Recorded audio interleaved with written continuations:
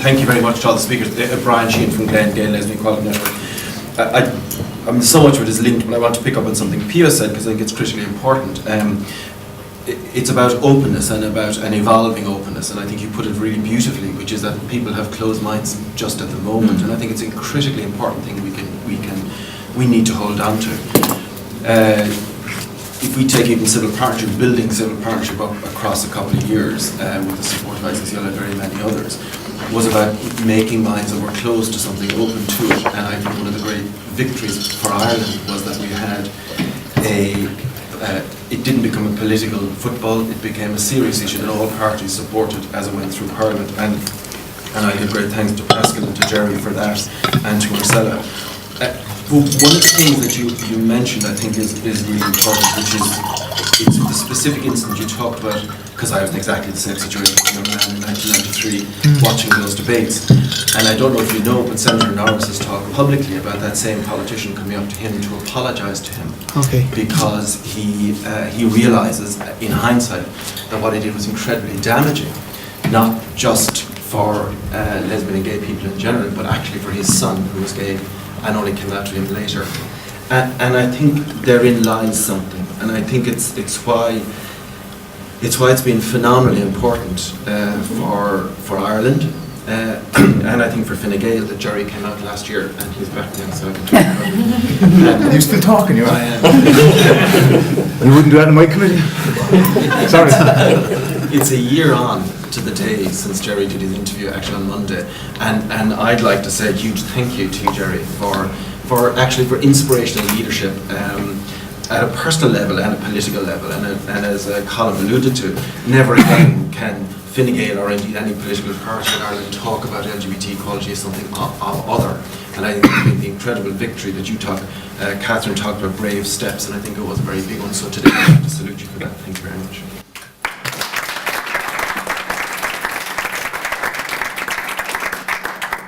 Is your question? Deirdre, isn't it? Yes, it is. Yes. Deirdre, I'm wearing a couple of different hats, but I guess I'm not going to be wearing at the moment to be transgender activist. I want to make 2 points, and then I want to ask a question. The first point that I want to make is I want to make a point about the language that is used about transgender people. I heard a number of the speakers talk about, transgendered people. I am no more a transgendered person than you are a homosexualized person. Okay? Transgender is an adjective, it's not a noun, and it's certainly not a verb. Okay? This isn't something that happened to me. It is not something that I am. It is a description of an aspect of a part of me. I am a transgender woman. I am a transgender person, a transgender Irish person. As it happens, a transgender bloody well taxpayer. The other thing, Colm was talking about the reaction of his dad towards, oh my God, having sex and all of that. One of the things, for me, what is very frustrating about the discussion about transgender people is that it's all about the genitals. It's all about what's between your feckin' legs. I'm sorry, excuse me, but what is between my legs is none of your feckin' business unless you want to date me.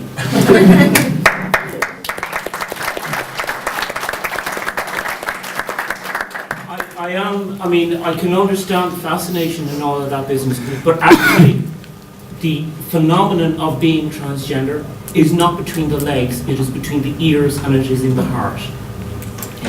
The question that I want to ask is basically a very simple question, very quick question. Fine Gael and gender recognition, what's the story?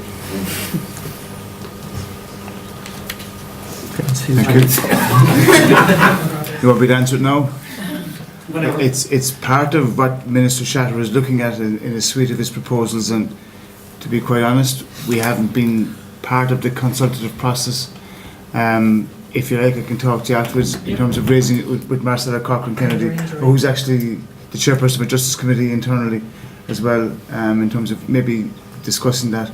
Could I just make one point which I didn't make earlier, was that one of the privileges I had personally this year was speaking at the TENI conference in Waterford, where I must say, a bit like I was dying nervous, wasn't sure, But I must say, in my political life and in a personal life, it was one of the most awe-inspiring conferences I was at. And I think the mother who spoke at that conference will never, her words will never leave me. And in fact, I would hope that as a future conference, and I don't want to preempt what we will decide as a group, that we will ask that mother to come speak at a conference that we will be organising as a group, because she was absolutely fantastic. So I think Colm's point is very true, and what Pio said is, we are on a journey, all of us in life, and we have an obligation to each one of us, no matter who we are, to ensure that we have equality within our country. And I know personally, from being at the TENI conference, from speaking to members of TENI, and also I would hope, and it will happen in June, that TENI will come before the Oireachtas Committee, which I chair, to help not just me but also members of the Oireachtas in becoming, more informed, but also in taking out the issue that is the T in LGBT, because it's about all of us.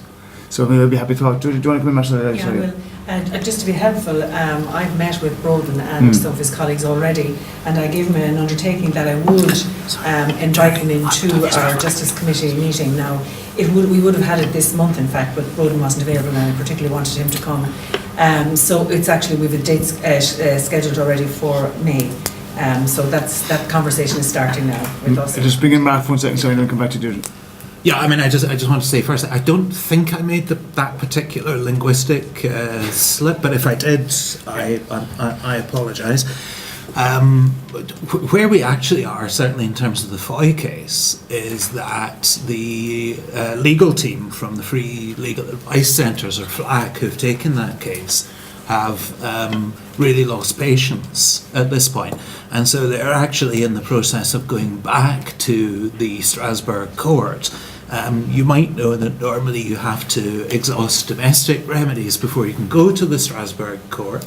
But in this particular instance, there's a very strong legal argument that there are no effective domestic remedies, because a declaration of incompatibility was pronounced 6 years ago. We have the report of the Gender Recognition Advisory Group, but there's still no legislation and there's still no new birth certificate.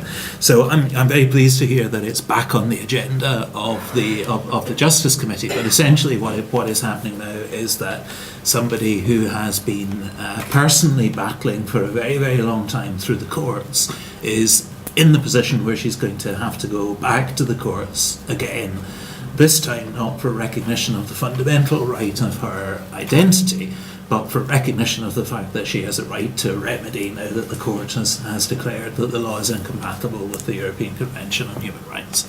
If I just, yeah, sure.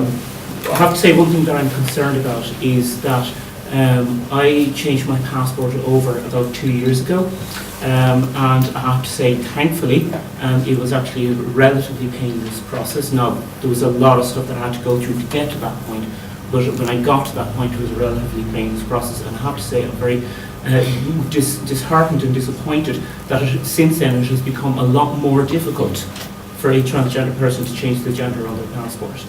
And I don't know why that is, and it kind of makes a mockery of the government saying, oh yeah, no, we're all for transgender rights and all the rest of it. The other thing about the Joint Oireachtas Committee, I'm actually a volunteer with the group which is less than a year old, called Trans Education and Advocacy, and I just wonder if you might want, if it would be possible to invite some of our members to talk as well to this committee about our experiences.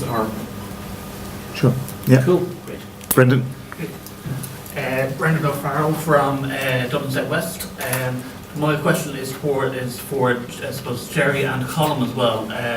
I suppose the whole theme of today is equality in its kind of broadest sense, I hope. And I was wondering, with people with disabilities in the LGBT community, there is the European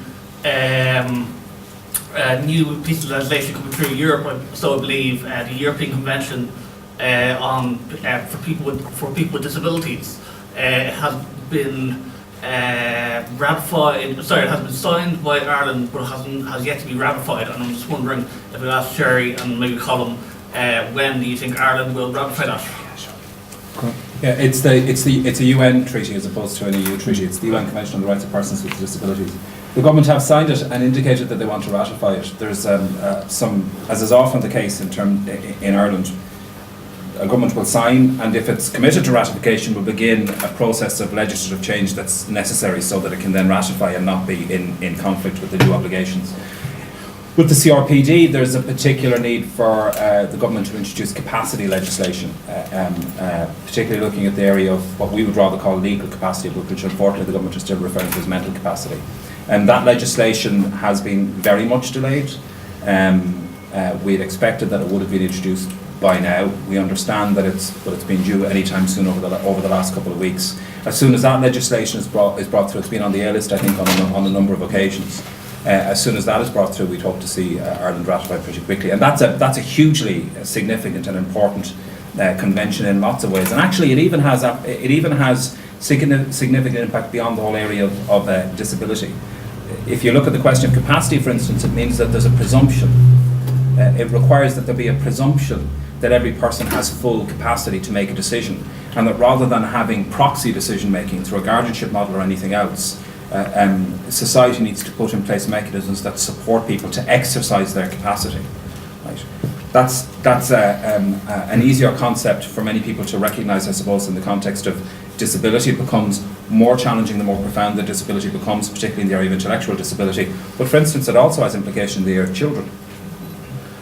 So if we believe that people are born with full legal capacity, then as societies, how do we create systems that allow and support people, whoever they might be, to exercise that capacity in decisions that directly affect them? And can I also just make one other very quick general point?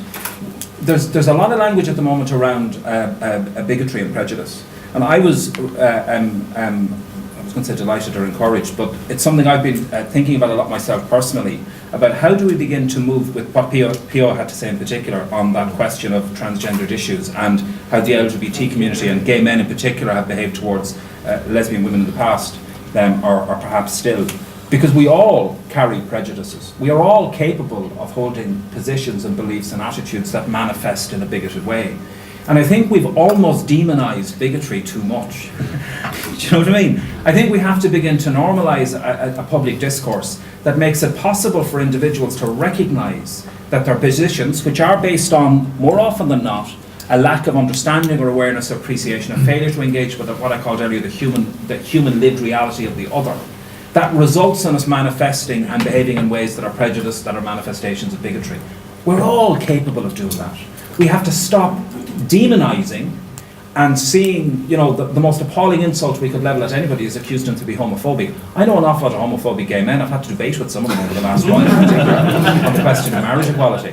But I know an awful lot of misogynistic women. Yeah, I mean, we all are capable of carrying prejudicial, discriminatory positions that result in actions that can only be seen, or behaviours that can only be seen as bigoted. And I think we have to begin to create an environment in which we can name that, or more importantly, where we have an environment where people can own that, where I might feel capable or able to, and I can, but where people feel more able to own prejudicial beliefs and have that challenged in a way that's transformative. So I think that's a bigger challenge for us. Okay, Ross? Just coming in on what Colm said, I think that's really, really helpful, and I think there's a whole load of debate around that area that it would be really useful if we had a little bit of a discussion about that in the community. And I think what I find is really quite helpful when I'm speaking to my straight friends, members of the non-gay community, is when I say to them, well, I'm homophobic sometimes, and that always shocks them, because, even as an out gay man for many years, shall we say, sometimes you trip up, decades, sometimes you trip up and you say something, you go, God, why on earth do I believe that of myself? And, lots of people have a certain amount of internalised homophobia left, and it's very helpful, actually, if you're able to verbalise that with your straight friends and say, actually, as a gay man, I have sometimes made homophobic remarks, or sexist remarks, or racist remarks. But the point around all of that, around race and sexism, is you are not actually racist or homophobic. You have just happened to have said or thought something which is homophobic or racist or sexist. And it gives much more freedom around the discussion then, and then it allows lots of people to make that final movement along the process to final acceptance of, okay, I see where you're going to go, instead of that really polarizing thing of saying you're a homophobe and I'm not. So anyway, that's just throw that out there. Thank you. I should just say that Pio was speaking in a personal capacity today here, not just as the spokesperson for Samaritans, just so that you get that disclaimer. Hi. Sure. Hi, David Carroll from Belong to Youth Services, the National LGBT Youth Organisation. Just a quick comment on each of the panellists too. I really enjoyed the presentations today, thank you. But to add another string to Catherine's bow, I know she didn't mention it, but another important piece of work she does is involved in fundraising for organisations like her own, so I really want to thank you for those efforts, Catherine. And to pick up on something Mark said in relation to the inequalities still experienced by LGBT people, I suppose just to add to that as well, in the argument around Section 37, sometimes forgotten in that argument is the absolute gap that's left for LGBT young people in schools because of that lack of a relationship with lesbian, gay, bisexual or transgender teachers. Then in relation to Pio and Colm's comments, I suppose it's interesting because from Belong To's point of view, we've seen nothing but excellent progress in the last number of years, whether it be in terms of the development of youth groups around the country, in our work around education with partners like Glenn.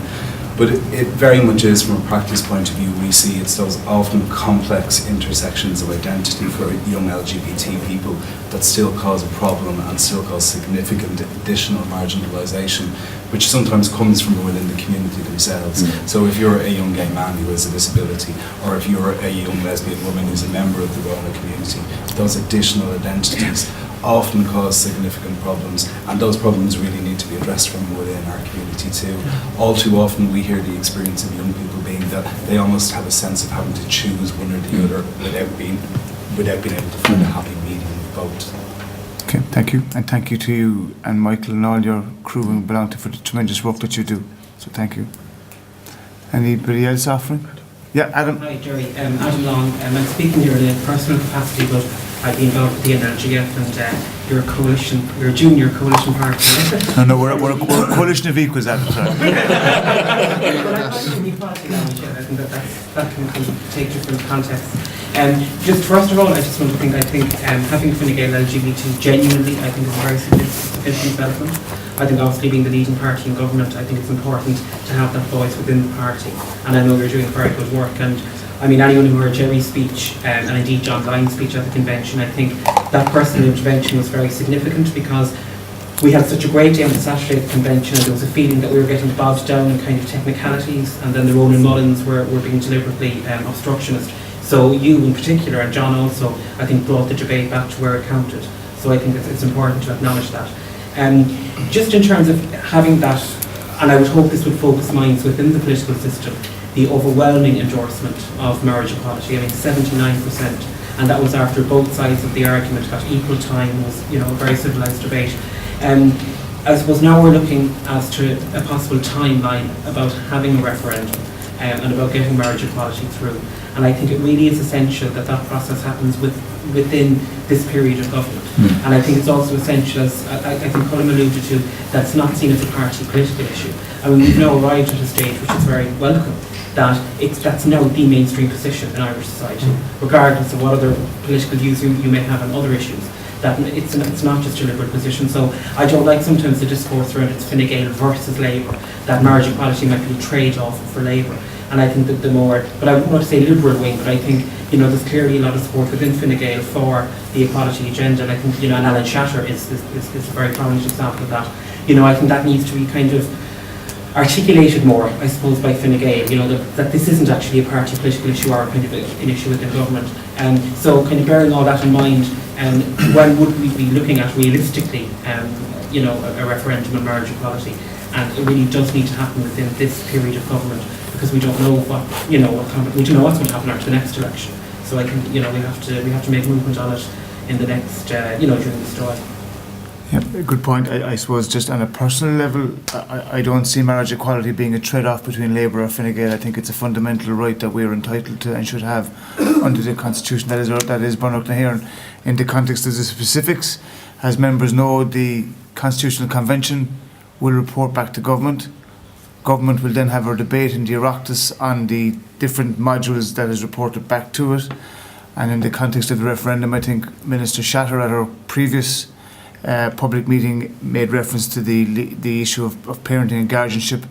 And that suite of legislation, I think, will be put in place first. And I would certainly, and I'm talking personally, be very much hoping that either 2014, 2015 we will see a referendum. I don't see any impediment within Cabinet to that being put to the people by way of a vote. And I'm giving you a personal viewpoint. I know from talking to Fine Gael members of Cabinet and from talking to Labour members of Cabinet that there will be a plurality in Cabinet in favour of. I know that Cabinet doesn't necessarily go by voting, but I think there is an emerging consensus within Cabinet to have a referendum. But I think for us, there is that legislative part of the process that must, I think, be put in place first. That's only my own viewpoint. Yeah, and just to say, I mean, I think one of the most encouraging things that's happened post the Constitutional Convention is confirmation from Minister Shatter that he wants to see the legislation that addresses issues around guardianship and parenting, etc., dealt with first. If that's dealt and out of the way, it's the end of the conversation. The debate is over at that particular point. It becomes important. By the way, Adam, I'm sure you meant larger rather than leading party in coalition. I can't help myself. Anybody else offering a question or a comment? Max? Max Piotrowski, I'm with LGBT Noise, but I'm here in a personal capacity today as well. I just want to thank the whole panel. I think it's been a really interesting discussion that's been had today, and it's shown light on a lot of different aspects of what's going on in the rights culture of Ireland. To pick up on the strand that Ross picked up on there seems to be a concern that people who oppose marriage equality in the public sphere are going to be labelled bigots, and that the debate is going to degenerate into just shouting and waving fists and throwing insults back and forth. I mean, I'm not a great fan of the word bigot anyway. I think it's been degraded as a currency for describing behaviour anyway. But I do think that it's important that when certain boundaries are crossed, that attention is drawn to these and that it's impact for whatever audience is listening to pay attention to. So when somebody actually crosses the line, I mean, many of us have been that teenager who's been listening to a political figure or a public figure on the radio or the television saying something about lesbian, gay, bisexual or transgender people, and we've been sitting on the secret that we're gay and just internalising that, and it comes back to the whole internal homophobia that we all have to address within ourselves and how we view our fellow citizens. And I think that there's a huge opportunity in a referendum campaign that I'm not hearing a lot of people talking about. We get 50% of the time to talk about this. And as you say, if the legislation dealing with the lack of children's rights and civil partnership is dealt with, then our opponents really don't have anything but convoluted Orwellian rhetoric, which isn't going to stand the simplest scrutiny. And there we are with 50% of the airtime to anchor the marriage equality issue to the issue of bullying in schools, to the issue of teachers and nurses and doctors and civil servants not feeling okay about being open about who they are and being role models for gay and straight children and trans children throughout society. And we now have this opportunity to anchor this entire debate to the wider discussion, both within Ireland and around the world in other countries. And this serves as a gangplank for understanding all of these issues. It's a really rare opportunity, and what I hear is people talking about the risks and don't call people bigots and make sure that you appeal to the middle ground. Well, as the Constitutional Convention demonstrated, the middle ground are, we have wonderful people in this country that we can access their compassion. This is available to us. This isn't a massive lift. The massive lift has been done in this regard. The arguments are already constructed and they're lying at our disposal. This is the opportunity where we make the discussion bigger. And I'd like to see all of the LGBT organisations recognise this opportunity and seize it and coordinate together, because there's a lot of very hard work that needs to be done, and marriage equality isn't the hard work now. Marriage equality as the organisation has done most of the heavy lifting on this for us, and now we have this incredible opportunity, and I'd like to see people seize it. Okay. Anyone want to comment on that? Yeah, okay. Mark, Well, thanks very much for that, Max. I enjoyed the discussion that we were having earlier about unconscious bias and about the way in which all of us can have internalised prejudices that we don't always recognise, and I think that's really important. At the same time, I do think it is also important to recognise that while far from everyone who is opposed to equal marriage or equality more broadly is a fundamentalist or a fanatic or a bigot, some of them are. Some of them really are. And while it may not be necessary always to use that language, it may not be helpful, it may be toxic, and I recognise all of that. Sometimes it really is important to call people out as well when they step over a line, and that's maybe something that is easier from time to time for an organisation like the ICCL to do, because we're known as being slightly less well-mannered, let's say, than some of the other organisations in the human rights sphere. I do think that it is important, and the other thing I would add is usually there's a little there's a tell often as well, because it surprises me how often it's the people who write newspaper articles denying that they're bigots or fundamentalists or fanatics who actually really have an inner doubt about that they may be working through. So I think in general we will have a referendum campaign. We're looking forward to engaging in that actively, positively, and constructively. But homophobia has no place within such a campaign, and if it does pop up its ugly head, it may very well be important to call it out for what it is. So thank you for Thank you. Very quickly, Jerry, I have no difficulty at all in using the word bigot where I perceive it. I mean, this is a conversation I started on Twitter, I think, about a week and a half ago, and it kind of went a bit nuts immediately after I said it. But I think it's absolutely time that we name bigotry as bigotry and that we name hate speech as hate speech. But I mean, I also think it's important that we create a broader environment then where we can actually talk about bigotry in the broadest possible context. But that doesn't mean that we dodge simply challenging hate as hate, and bigotry. And we have to be able to name it as such. And I mean, one of the things that really struck me in the Constitutional Convention, and I was really uncomfortable as I sat there at the convention during the panel discussion, realising that I was probably going to end up speaking from a personal place and kind of thinking, do I really want to do this again? Is this what I want to do? And part of it was about the frustration of always having to, from one side of a particular argument, be terribly self-exposing in a way that those who come from the other place don't. And in part, that's what was in my mind over the next week or so following on from the convention. I'm really sick of having to name my truth and reveal myself in very intimate ways, but somehow being expected that I'm meant to respect, by not challenging bigotry where I see it, the other, who is being clearly bigoted. So yes, I think we need to call people out, and I think we need to name bigotry and hate where we see it. We need to do it in a moderate, we can still do it in a respectful way. We don't have to be saying, it doesn't have to be murderous or enraged in how we say it, but I do think we need to name it. And hopefully then also, in the way that Ross and I was alluding to earlier as well, create an environment with which we actually allow a public discourse to address these issues as broadly as possible. Because it's when we don't allow prejudice to be discussed that our prejudices become so internalised and so underground that they become part of the broader currency, and they find their greatest expression then in those fundamentalist places where we then can't challenge them because we're all terrified of using the language. So I think we have to do both and all at the same time.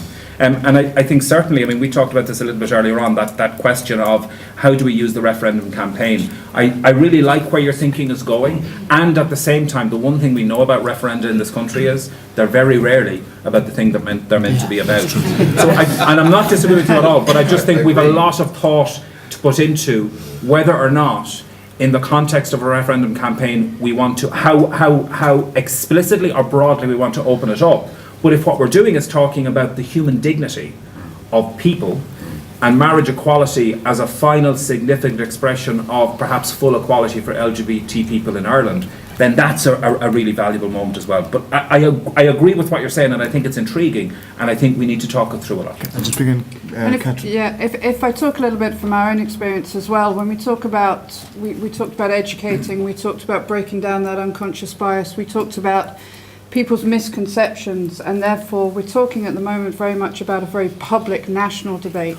What I will certainly be doing with my network members internally and encouraging like-minded network members in the business community to do is to break down the national debate into a smaller group debate.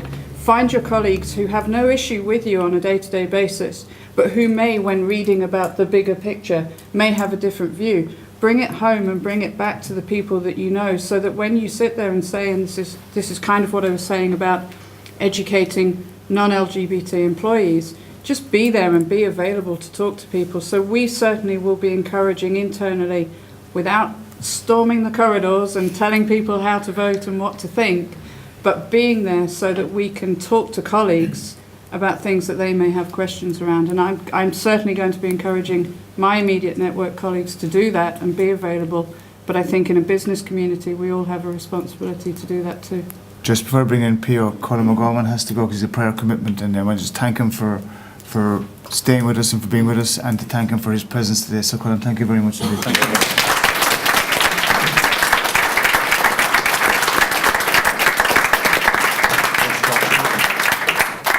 Bye-bye. Thanks, Colm.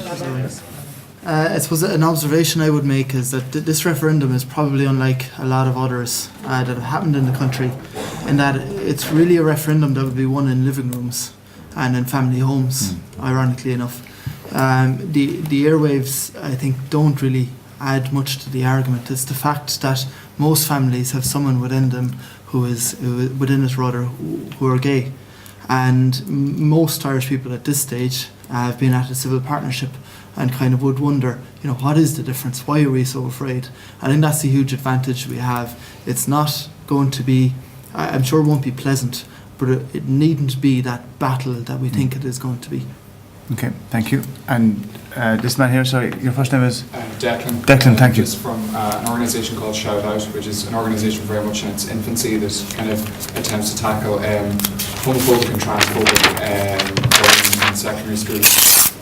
Basically, just following on from that whole bigotry point, I think that I'm kind of coming at it from a perspective of kind of young people who are going through the education system at secondary level in particular, who are kind of exposed to the arguments, more vociferous kind of arguments that are coming out from the anti-equality movement.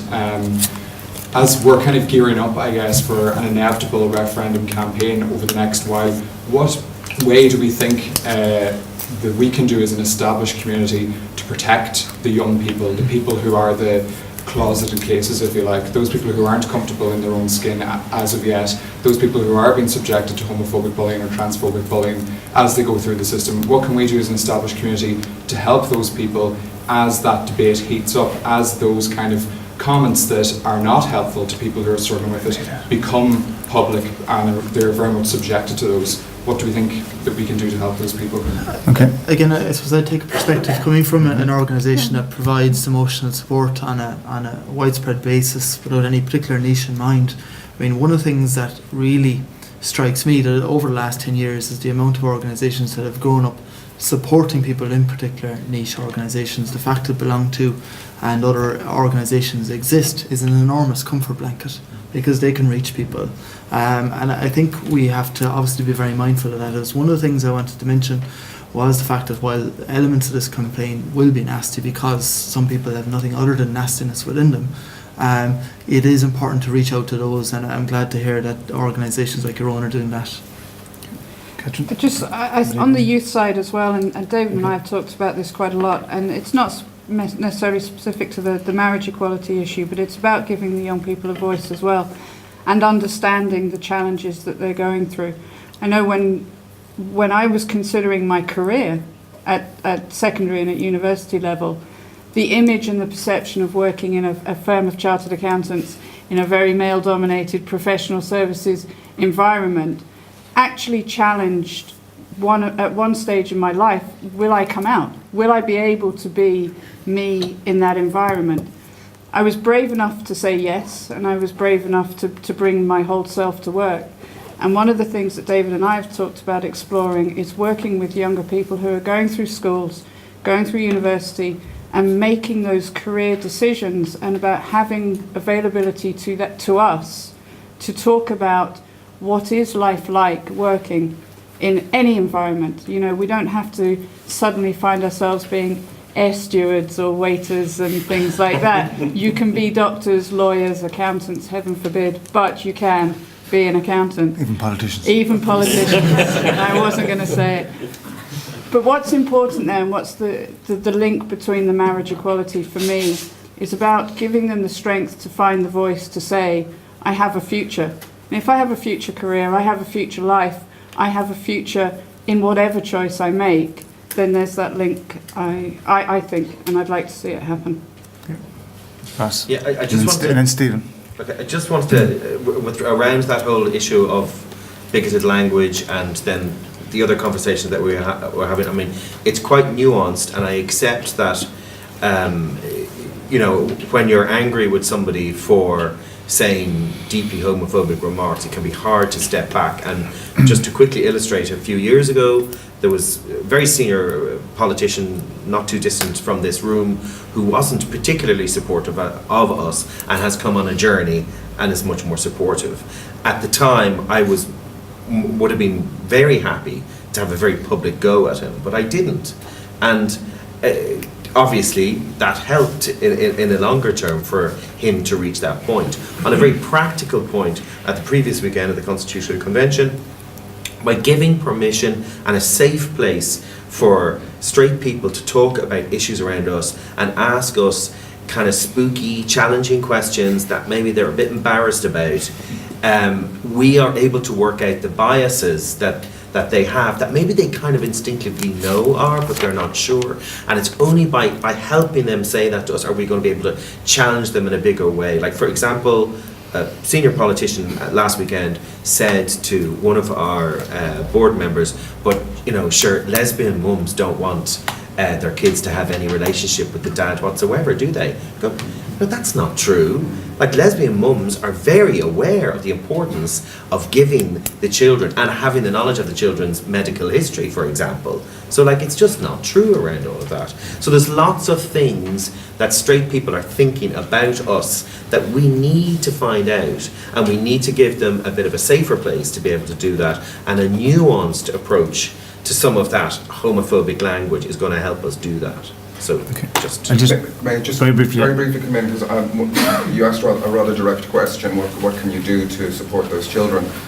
One of the things I'm very conscious of, and get opportunities to speak in the media, is making that point in public and in some ways undercutting the kind of language that our opponents can use. If you say to the camera or the TV studio, on average, a child recognises that their sexuality is other than straight at age 12. On average, they tell somebody for the first time at age 17, and that's 5 years of silence where they're just drinking in what the world thinks of gay people.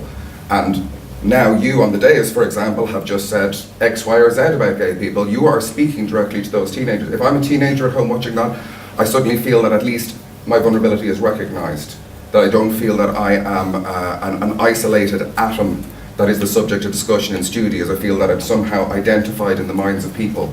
So that is one way that you can actually send out a message of solidarity, that if you have opportunities in the media, you can talk about teenagers who aren't out of the closet as being people we need to care about and recognise the vulnerability of. Thanks, Max. Stephen?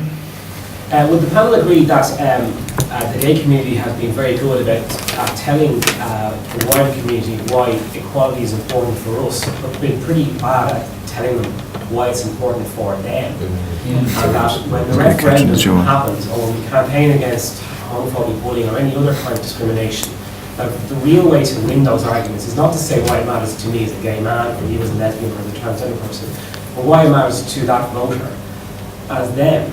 I was very interested in the economic arguments in favour of equality, but that's almost never talked about. It's always about the social inclusion argument, which is of course vital and pivotal, but no one ever talks about the benefits to the Irish economy of equality, for example.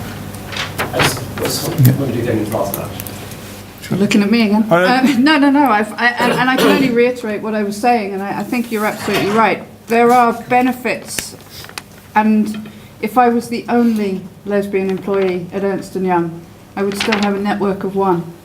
I would network with myself and walk around and have coffee and talk to myself, possibly do already. But I would still think it's an important thing to talk about, because you meet colleagues, you meet suppliers, you meet customers, you meet people who are pitching to you, and if you don't know how to recognise people's underlying skills, talents, minds, message, because all you can do is see the immediacy. If it's an obvious difference, then you're not going to be able to interact and build a relationship with that person for what could be a mutually beneficial reason. So that's why, purely speaking from a selfish business context, we do try and talk to people about why equality is not important for us, equality is important for you, and equality is important for us as an organisation, and therefore you hope to trickle that message and that effect so that equality becomes, good for business in general. It's a hard battle because some people don't feel that they need to talk about it because they actually feel that they already do treat everybody with equality, and yet we will see small differences which indicate that they don't. So you have to be able to get through to them. But it is an important thing to do. Mark? Yeah, just two things quickly. I mean, firstly, to recognise that I think Glenn in the past have done some very important work on this, pointing out the economic benefits of equality, and maybe that's something we should come back to and be reinforcing in public discourse. And secondly, that I'm glad that the point came up again, because I thought that Catherine made it very importantly during her speech and tellingly.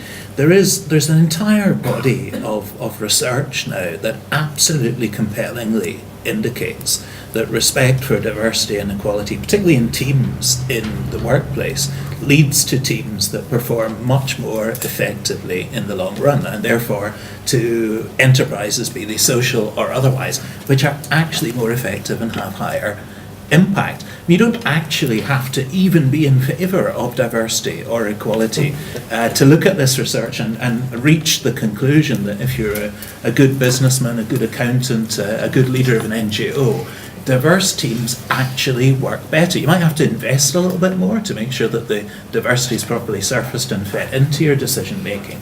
But if you do make that effort, the rewards are very great indeed. So I think that's another example of the kind of positive argumentation and rhetoric that should be part of it, not just a referendum campaign, but talking about equality in general.